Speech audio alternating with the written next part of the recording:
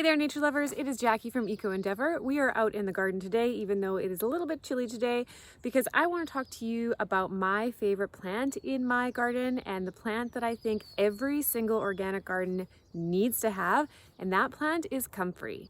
So comfrey is a complete powerhouse to have. It is a perennial herbaceous plant. Herbaceous means that it grows very big in the summer months and then dies completely down in the winter.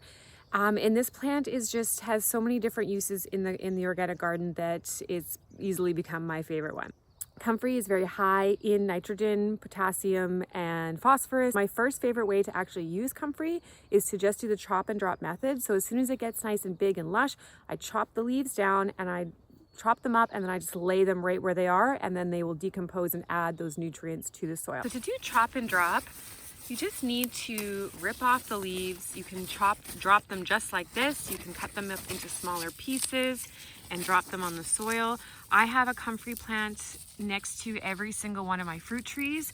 When I plant my fruit trees, I actually crushed up leaves and put them into the ground as well, because again, these are just like, this is your plant fertilizer right here, and it's free. So you just chop and drop, and then this is a great way to mulch your bare ground, to add nutrients in. The second thing I love to do with comfrey is to make compost tea out of it, or comfrey tea. This is like just extremely easy to do, and I actually have a batch that I've started already, so I'm going to show you what that looks like. I have a batch over here that I've started, and this is about a week old, so it's not smelly yet. And I actually have a few other little weeds that I threw in here as well, but normally when I make compost tea, I just use compost leaves, or comfrey leaves, sorry. So I rip them up, I throw them in. You want them to sink to the bottom. I have a couple rocks on top of the leaves down there. And then you just let that ferment. And when it is nice and smelly and dark in color and the leaves have turned into like a sludgy kind of soup, that's when you know your comfrey tea is ready. I actually threw a little bit of compost in with this as well, just to try to accelerate it even more and add just more nutrients in. But you really don't even need to do that. You can do all sorts of things. You can aerate it, you can add molasses to feed the microbes, you can make all sorts of different types of weed compost comfrey tea. But if you just want to keep it super simple, then all you need to do is chop up your comfrey leaves, throw them in some water, make sure they're submerged under the water, and let them ferment until they stink really bad. Once it smells really bad, you know it's ready. So this has been fermenting for a week, and you can see it's already pretty sludgy in here. Like the leaves are starting to decompose, they're starting to ferment. They don't, oh yeah, no, it smells. It's starting to smell already. It has a very, very unique smell. So once this is probably ready now that I could. Why don't I take a little bit?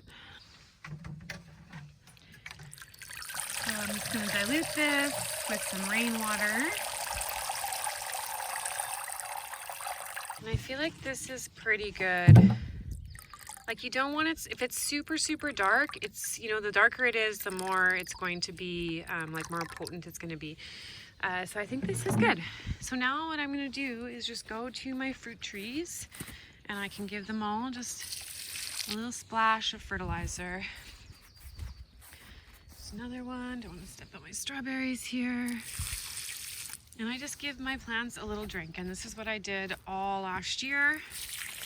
And this is how I fertilized my plants, my fruit trees, is just with free fertilizer that I made myself. Comfrey is also known as a dynamic accumulator. It's called a dynamic accumulator because it has very deep tap roots, and those tap roots grow really deep down, and they can accumulate nutrients and suck nutrients from deep in the subsoil. And then it makes those nutrients more accessible to the plants that it's growing next to, as well as it gets trapped in its leaves and its roots and its stems. And then you can use those roots and leaves, well, don't use roots, but use the leaves and the stems to mulch your garden, and they will add those nutrients into your soil. In addition to just being a great use for mulch and to make your own free plant fertilizer and plant food, it also attracts bees and other pollinators. This will flower and have these really beautiful purple, like bell-shaped flowers that the bees just go crazy for. It grows back very, very quickly. So you can be very aggressive with your chop and drop methods. And another thing you can do with it is which is what I'm going to do right now, is you can add it to your compost as an accelerator as well. So let's take a few more of these leaves.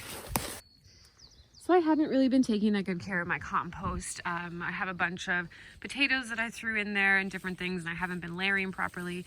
So I am going to add some comfrey leaves to it, and then I'll add my brown leaves over here. As you can see, I've got a little comfrey plant even growing like out the side here. So I have added comfrey to this pile before, and it might have been that I had too much of the stem, like the purple part maybe.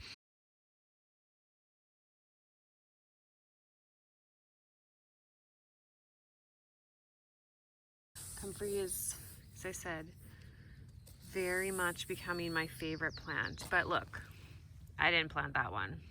And like they don't spread by their roots, like they won't spread and pop up another one.